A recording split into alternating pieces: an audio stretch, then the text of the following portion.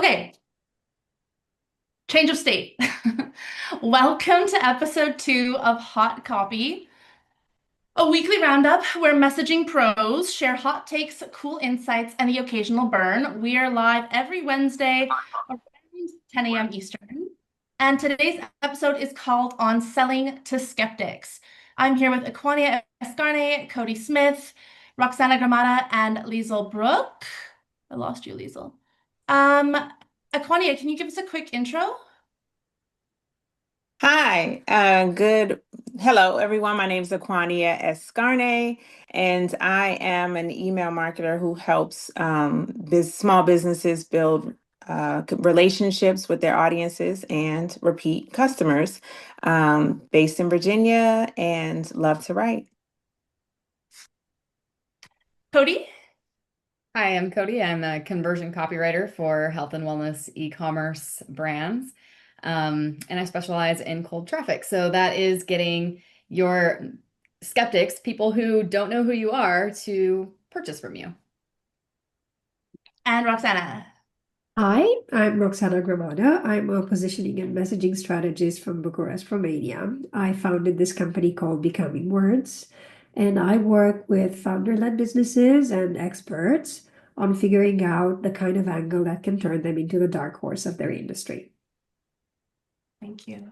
And I'm Katie Peacock. I work with seven-figure coaches to help them maximize the customer lifetime value with strategic behavior-based automations.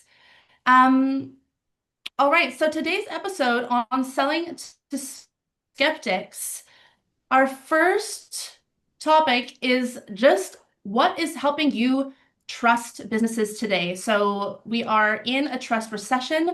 Which businesses do you still trust? Codi, how about you first? I trust businesses that are obviously transparent because I think that there's been, and we'll get into this more as we talk, but I think there's been a lot of trust recession, and that's absolutely affected me as well. So when a business can show me that they know me, like they know who I am as a person, that they understand me, and I don't feel like they're just trying to sell me something for, their benefit, those are the types of businesses that I trust. What about you, Acquania?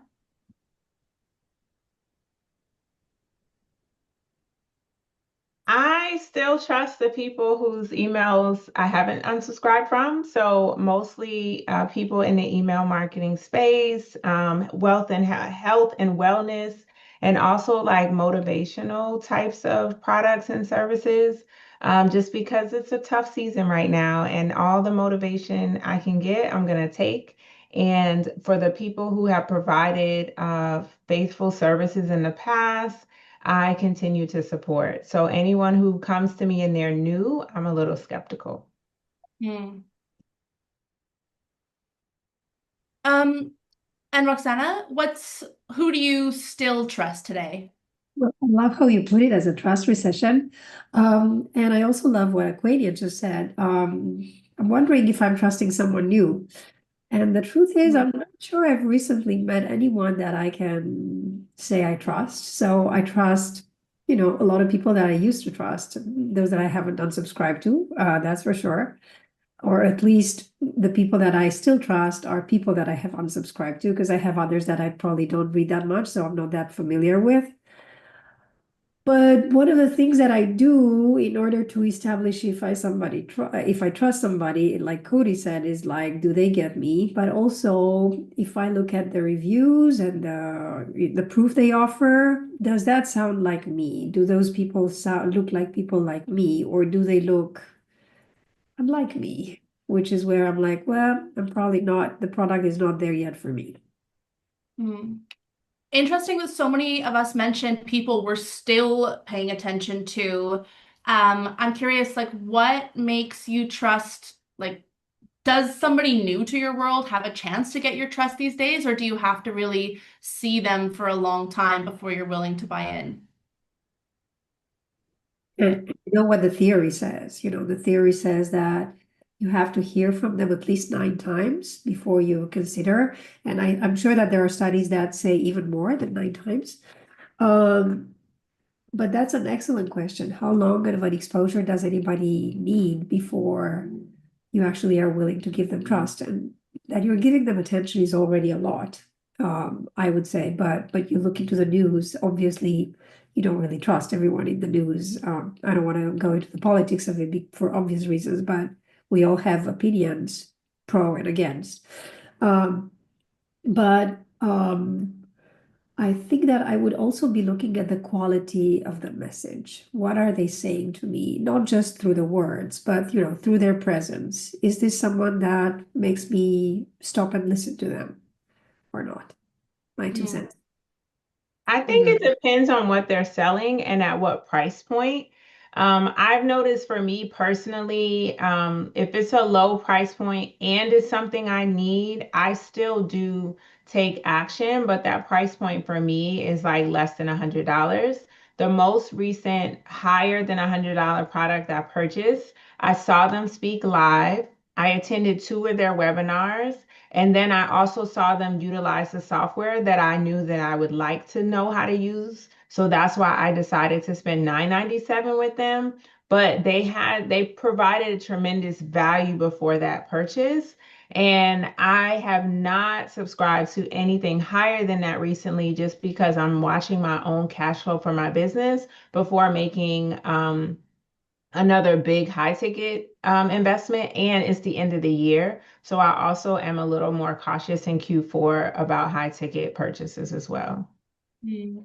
Yeah. I think it's so interesting what you said about how much value they showed before. Yesterday, I was like scrolling Instagram, and in the caption, I was just reading this caption that was a very like value add style post.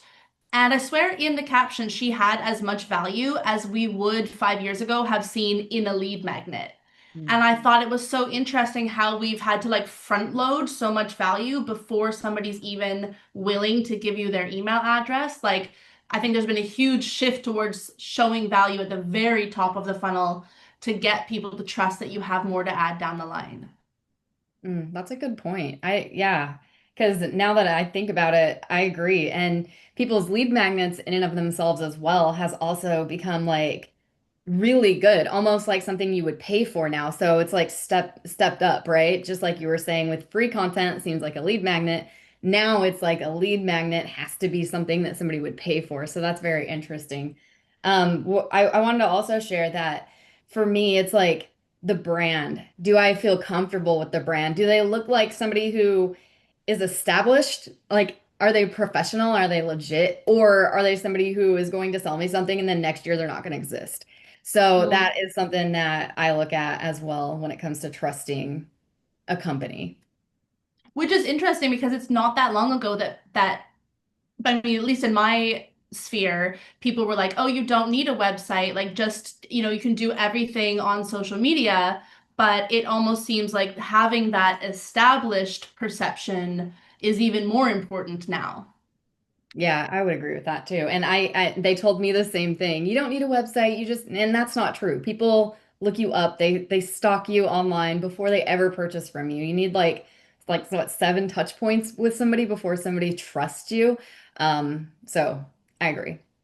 Perfect. Okay, so we're moving into the deep dive, and that trust recession is exactly what I wanted to talk about today. So, as copywriters, we are really responsible for a lot of, building that trust and helping our clients build trust with their audiences. I'd love to know, what like kind of what are the main levers that you think we need to pull working through this trust recession, and kind of main do's and don'ts when it comes to establishing credibility for yourself as a copywriter and then also for your clients. I can definitely speak towards the client situation. So because I work with D2C, so direct to consumer, consumers are they've seen it all. They've been marketed to for so long. And especially with the bro marketers, direct response marketers coming in with black hat tactics and stuff, they're extremely skeptical. And then we have AI on top of it, right? So everyone's going, oh my gosh, who do we trust out here? We have UGC where people are actually AI, they're not real people. So people don't know what to trust. And then people have been burned by products, So I think it's really important that us as copywriters, we take that into consideration. And if we are creating like a website or something like that, or a product page or whatever, if we're putting testimonials on there, we really want to highlight testimonials of real people. Don't edit out things that make people human, like when they say or they stop and they pause and think. That's going to help people stand out more because right now AI is just picture perfect, right? They're an AI. They don't mess up like that, not yet at least. And so I think that if we can just be more authentic in our marketing, especially when we're using those testimonials and stuff, that's going to help tremendously. Aside from that, for the people who've been like burned with products and stuff, you have to stand behind your product, which means you have to have guarantees. You have to have a good return policy. Don't trick people. Don't trick them and have like say something like, "Oh, you can return this," but then when they go try to return it, they have to pay like half the money to send it back. Like that erodes trust. We don't want to do that. So yeah, I think since we are in this trust recession, these are some really important things to take into consideration when we're writing copy, when even the designers, like they need to be on board with this as well. So Totally. I think it's interesting you mentioned those the things that broke the trust in the first place. Like the bro marketing, the overnight seven-figure blueprint. Um, what other, like, I guess, what else are we moving away from as we are trying to rebuild that trust or trying to operate in a low trust economy? One thing I wanted to add was just getting the offer right the first time. So it is okay to pivot in your business and to even revise copy. But I think that in order to maintain trust with buyers, if you're going to change your price or your offer, try not to make it way better than the first buyers got, because then the first buyers feel jilted, or maybe you find a way to communicate to them that they were your beta group, but now you're going to add even more by giving them this plus, what new people are getting. I've had to try to encourage clients to do that because their mind is just so focused on sales that they want to revise a product right after they've tested it, quote unquote, long enough, and not necessarily take into consideration how a buyer is going to feel if there's a change in price or a change in product after they purchased it. And I think that's been helpful in retaining loyalty. And I think that's why a lot of times we just have to spend more effort in the front end before you go live to make sure the offer is a good offer from the beginning. And then that way you have less revision afterwards because you put forth the effort to put together a good offer. So I think that's in general any business that could apply, but that's what people want. And then just because the economy is a little down right now doesn't mean you always have to reduce your price after you launch. More so, just make sure it had the value from the beginning and lean into the value.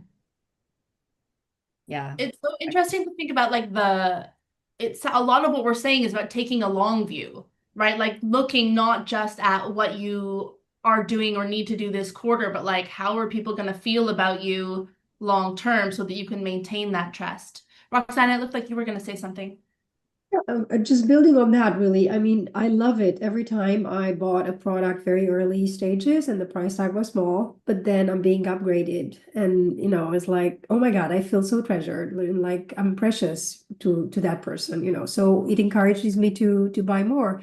And also just continuing to get good value. For instance, there are people I subscribe to on Substack. And I just love their emails. And I really love being a founder. And every time they offer something, I just buy it. I mean, especially if it's not that expensive, it's like in the lower hundreds. I will think a bit. I will have a look at the sales page, and then eventually I will buy because there's a continued trust. What they promised they would get me, a great email every week, even if I don't read it, I'm going to get, so I love that. Now, how do you establish trust in the first place? That's a very separate conversation. And I think that somebody here mentioned the power of branding, how legit the brand appears. And you totally want to look competent and legit. And I mean, we all started somewhere, and sometimes we will make a mistake, but there are ways to come around after that. I mean, first of all, you're not going to go anywhere. You're going to stand right there and show that you're good for it.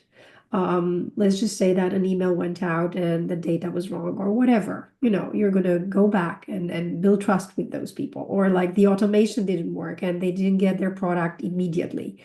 That makes you think like, oh my God, have I just paid the wrong thing? Is this like some scam? Or um, building on what Cody just said, everybody's been burned with some kind of incredibly cheap shoes, or and then it turns out that it was some China scheme or God knows what. So you don't want to do that. And when you're dealing with high priced consulting, as it tends to be with my clients, they don't want to look ridiculous. You don't want to look like, oh my God, what are you saying here? You don't know. There's somebody who holds the different point of view and they know it better than you, or something like that. So you want to make sure that when they go out and say something, first of all, if they're doing their homework, they will know there is somebody who's saying the very opposite thing. Okay. Let's say you are doing cold outreach. Okay. And then there's somebody out there that says cold outreach is a waste of time or whatever. You have to know that these people are out there, and in what you say, in how you present your case and how legit you show to those people, then they will know that who they're dealing with is somebody who's done it for years, who knows their drill. They have a method. It's not a 1 hour show. It's not like, oh, you completely get the point. So I would say integrity is what builds trust. How you show integrity, everybody has their own mix. But it sounds like, I mean, integrity being part of it, but also, Roxana, what you were saying suggests like a high level of market sophistication. Like we're not at the point, I don't know, in 2012, when I bought my first Ramit Sethi course about the online course world, he was the only person I had ever heard talk about an online course launch. And everything he said, I took as like, this is the truth. And like I just think people are so much more aware of the other options that showing that you too know what else is going on in the world has become kind of non-negotiable, that you have to show like a high level of awareness of the other solutions they're also aware of and considering. Absolutely. That's a great point. And I was actually thinking of it, I think while Acquania was talking, that it's just basic Gene Schwartz. I mean, you're going to say it about 4 times before you revert to, you go back to nature. Of course, people out there, the client doesn't necessarily know. They can use 3 mechanisms before they need to revert back to, go back to nature. But we know that as professionals, and we guide them towards it. And we're seeing that happening right now with AI. I mean, it used to be, oh my God, ChatGPT is so amazing. But now it's like, no, wait. It actually depends on how you prompt them. And I think we've even moved further from that. It's not that how you prompt, it's actually which model you use. Okay. So we're going deeper and deeper into the sophistication happening before our eyes. So to keep us like moving towards our third topic, which was around radical transparency, effective or ineffective. So radical transparency sells, true or false. I think just to introduce the topic of radical transparency, this idea of sharing everything, building in public, like really, when I personally think of a crying coach video, this comes to me of like somebody bearing all in the name of vulnerability, but also having a ulterior motive in that it's still marketing. I'd love to know where you land on, is this an effective or ineffective marketing technique, or what nuances do you see there? Cody, go ahead. You look. All right. Okay. So my perspective really comes from my like copyright background and who I write copy for. So it's not really for a copywriter or somebody that wants to build in public. Mine is more like Is radical transparency good for a brand when they're selling their products? And I would say that yes, but with a caveat, right? So in marketing, I do believe that we should be honest about our results and expectations and what the product can do and that kind of thing, right? Because that builds trust. But transparency doesn't necessarily mean to spotlight all the flaws, right? Because we are still marketing and we have to keep that in mind. So for me, a great example of that is like a person doesn't go and post their absolute worst picture as their profile picture on Instagram or Facebook, right? So then we also would need to think about this in our copy, in our marketing, right? So we don't need to expose every single flaw. But being transparent, I think, is very good because it helps build trust. Absolutely. So curated transparency. Um, Roxana, what's your take? I'm going to jump in before Acquania because I'm sure she has something interesting to say. She always does. So I just want to it comes to mind what Joanna Weeb, our coach, says, right? She basically says if there's something about your product you wouldn't put on a billboard, to make a point about the product, then you're not going to disclose it. And sometimes there are things about the product that you would put on the billboard in the spirit of honesty. Hey, this is a beta product, or hey, we're building this with such and such, or hey, this doesn't work with whatever, or but it works with whatever. Then you definitely need to be transparent. But if it doesn't, I completely agree with Cody. I mean, I don't see people doing shitty profile pictures, unless they have to make a point about it. Yeah, so I am a fan of transparency and honesty about where you are in the creation of the product because I do think that there's nostalgia around being a founder, as we talked about, and being the first. I also think that comes with some people who don't read and will buy it and expect it to do miracles. So I think along the way, you sort of have to kind of reiterate some of that if you are doing a beta testing or new product phase. But I also think because I'm a storytelling based email marketer, I think that some people will resonate well with the background on how you came to this product, whether it be because you had a frustration and you were trying to solve that problem for others, or like even building it. So I have a client right now who built a software for real estate investors because when she was in real estate, she lost a lot of money going after bad data or taking bad data and making real decisions. And so she created a software that brings a lot of data together so you can make better decisions. That has helped sell her product, obviously, right? But that's her real experience where she was losing thousands and now she's saving you thousands because she already made the mistakes. So I think transparency is a good tool. But it should be a tool that we use wisely, right? Because I agree with Cody, like we should not falsely proclaim results that our product doesn't have. And if it is a beta product and you don't have testimonials, obviously, then you shouldn't make them up. But try to really lean in on your initial buyers and see if you can get them to do a video or give some type of initial feedback that you can tell and share with others. I think that's the way to balance transparency with new products. With old products, the results are there or they're not. And if they're not there, ask people why. Because I know that sometimes people will buy something, like Roxana said, because they trust you and they know you, and they may or may not use it. So if you're not getting the testimonials that you need, talk to the people who purchased it, reach out to them directly and try to figure out why. It could be a situation like that where they're just loyal and they want to buy, and then others could just be, I didn't know how to use it, get started, or, so I haven't. And then maybe that touch point will encourage them to use it so that they can give you the feedback you need. Totally agree. Yeah. When I launched my very first course, I had 3 people buy, and one of them never showed up to any of the feedback calls. And she was like, I just like you. I just wanted to, which was very friendly, but wasn't really helpful from a market research perspective, just like you're saying.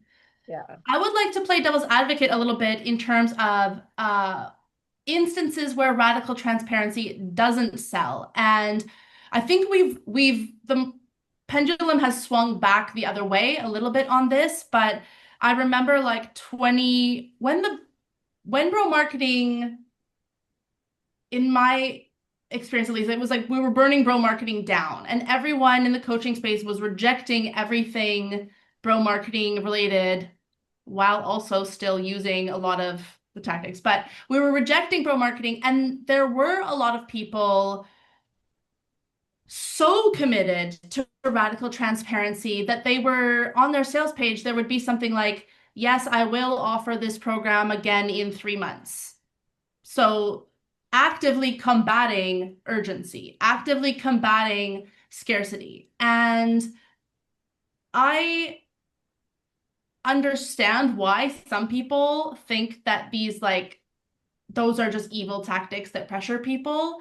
But as conversion copywriters, we know that the way that humans make decisions is, hardwired into us. And people need very often a deadline to push up against to be able to make a decision. They really respond well to knowing that there are, only 6 spots in this program. However, I will never advocate for pretending a PDF has limited numbers available. But I do think that sometimes there's radical transparency, and then there's like shooting yourself in the foot because you're working against the way that, against human psychology, against what we know about buyer behavior. I agree. I think that's a good point. It just being honest, right? But not, again, it goes back to using it wisely, as Acquania has said, because, like you said, a PDF, obviously, that's endless, right? You can give it to anybody, but really, when it's a coaching program or something, there really is 6 spots. Or in my situation, when I'm working with e-commerce, they really do run out of product and then they have to restock. So those are real urgency deadlines, but I agree with you 100% that we have to use it. We're hardwired for it. In fact, me, I am very much hardwired for that. So I will sit around and wait and wait and wait until I have to pull the trigger on something, if I want to buy a program or something like that. So I know it works for me, and I know it works well for others as well. So that's an excellent point. Yeah, same. I'm like waiting for that the last hour email to come in so I can see how it feels in my gut. Like, if I don't do this, will I regret it? So obviously, we're always recommending sending more emails at that point so that you can nudge those people who need that little adrenaline hit, I guess, to take it. Agreed. Okay, so very interesting. I'm curious now, going into the test lab, like tactic swap, what are you all doing now, either personally for your businesses or for your clients, to build belief? Like what are you relying on today, to increase credibility? I'll take that. So, for myself, being consistent and showing up, which is really hard, but I am working on it. And then for my clients, it's the proof in what they're doing. So if they're doing live speaking engagements or,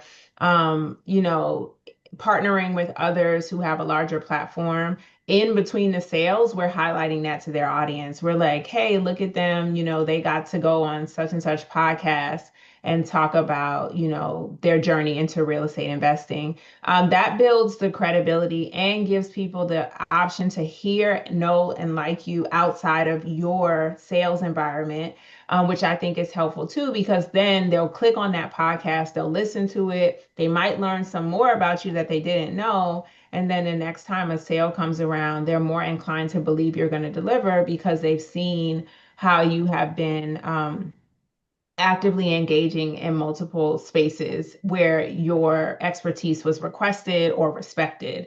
And I think that plays a huge role in the long game that we've been talking about, which is building a community of trustful, recurring buyers. Mm. I would Roxana? say if Joanna Wee was here, she would say, write the book. As a way to build belief. Because ultimately you want to point to something that says, I am legit, I have expertise, And the book, at least these days, seems to be that item. It used to be that a YouTube channel was it, and or like a very active Instagram account, or you name it. Or it used to be, I mean, back in the day, having a cool opt-in was the thing. But such is life that right now an opt-in is, like you said earlier, not that much of a big deal. It's almost, stuff that I'm very curious who you mentioned at the beginning, that the stuff that they put on a caption was what you would actually pay for before. But maybe put that in the chat or tell us at the end. So you would look for the legitimacy descriptors or signifiers. Is there a book? Is there signature talk? The more branded, the better. Is there a TEDx talk? Oh my God, is there a TED talk? Is there an invitation to speak at the most important trade shows? And if not, I mean, of course, that you want to be the queen of something, and working with me, really, that's the objective, to turn you into the queen of your category. But until you get there, you're gonna be one, like a stand-up comedian doing a roadshow with your material, figuring out where you bomb and where you click, and making sure that you make it better and better. So you're gonna have at least tiny opportunities to prove yourself. And if there's nobody listening to you, just turn on the camera and see what happens. I mean, because eventually somebody will be out there. There will be people listening to what you have to say if you have value and you believe in it yourself. So perhaps the first point is, you got to believe yourself. There. Which obviously doing positioning and messaging work really helps achieve. Yes, because you see, if everything is clear and you are so committed and everything is so great, then there's not that much left to do but to just push play and go after it. There are such great frameworks out there in the world. Just apply what's already out there and do it.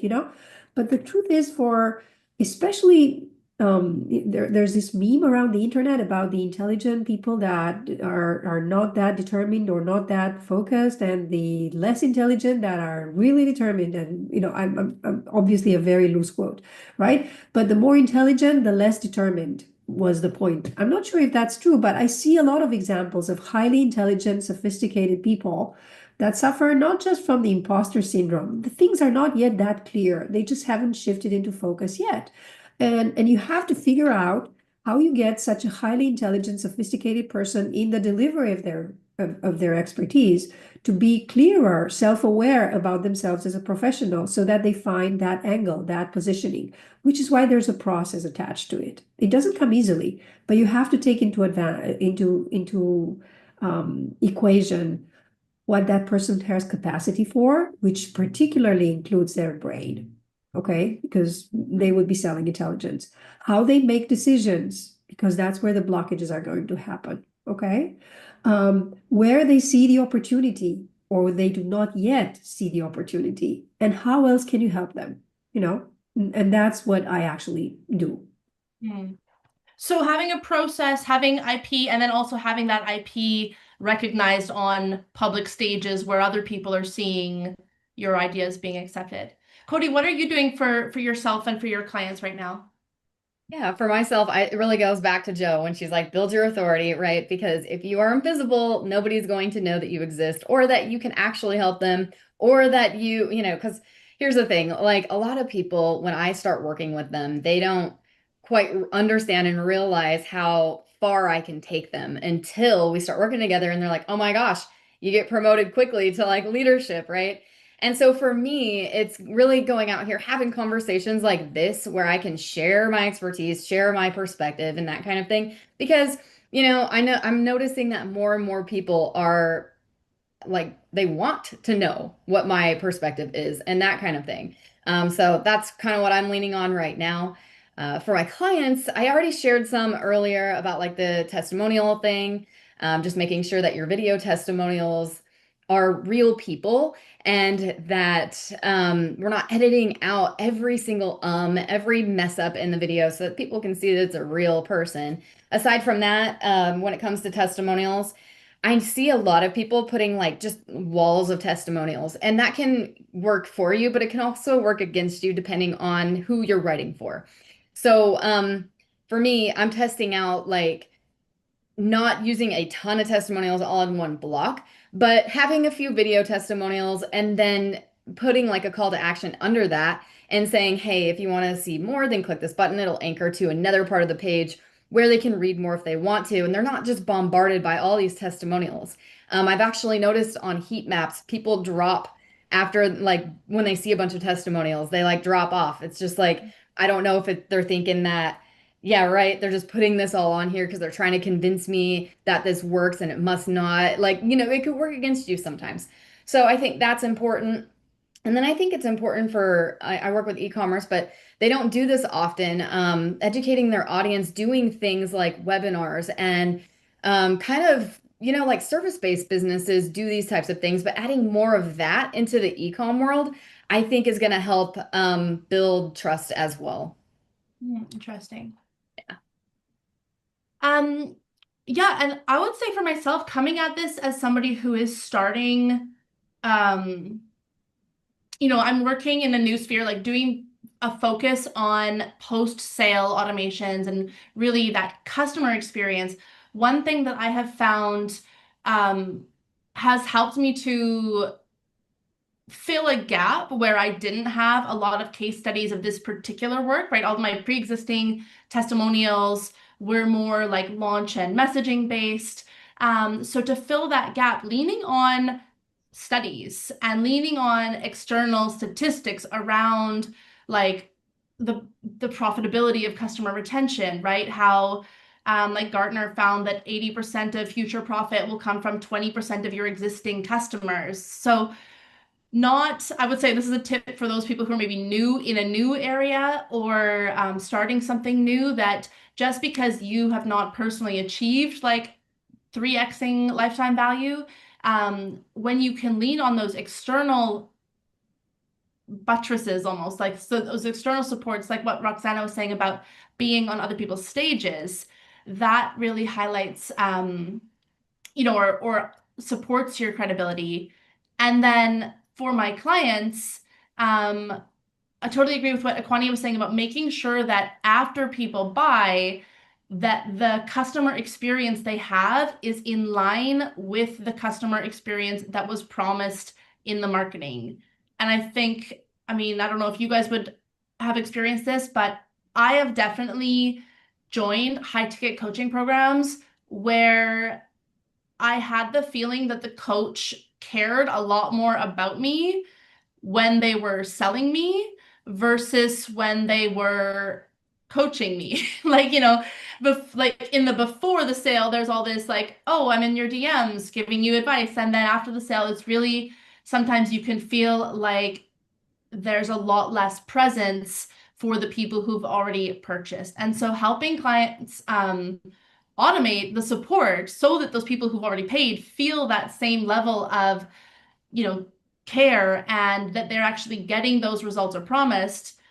I mean, it looks good. It's a good look to help people have a good experience. And I think is also like gonna make sure that when people are talking about you on Reddit, they're saying good things. When people ask AI, like, should I work with this coach, that ChatGPT is saying good things about you. Like the new way that people are getting found almost makes the customer experience even more important because those conversations are getting surfaced in ways that they might not have been before. I love that. I worked in customer service in my 20s, and it was so fun to me because I love to be of service for people, right? But what I started noticing over the years was the customer service experience was going down, down, down, and people were caring less about that, caring more about their profit. And I think it's making a comeback, like you said, like the customers are pretty much like voting with their wallets, right? They're saying, if you don't care about me, then I don't care about you. And so I think to your point, I think that's an excellent perspective to have because I do really think that we all have to take the customer experience into perspective when we're selling them and even after they purchase. So I totally agree. All right, I'm gonna wrap us up there. I think we'll skip quick fire today. But thank you so much for your thoughts on this. It's been really interesting. Any last notes that y'all would like to make? No, this was great. I mean, is this the part where I say, hi, I'm Yeah, go for Acquania it, Sonia. Where can people follow you for more? Follow me on Instagram at The Purpose of Money. That's at The Purpose of Money, or my website, thepurposeofmoney.com. Hi, I'm Roxana Gramada. Follow me or actually subscribe to my newsletter on Substack at substack.roxanagramada.com. There. Thanks, I'm Roxana. Cody, and you can follow me on LinkedIn, Cody Smith, and on YouTube, same Cody Smith. Perfect. And we'll pop everybody's links in the show description. Thank you so much for joining me today. I really appreciate all of you being here for this conversation and look forward to doing it again. All right, and here's to building trust with our audiences and not breaking it for maximum success. Bye. All right, thanks everybody.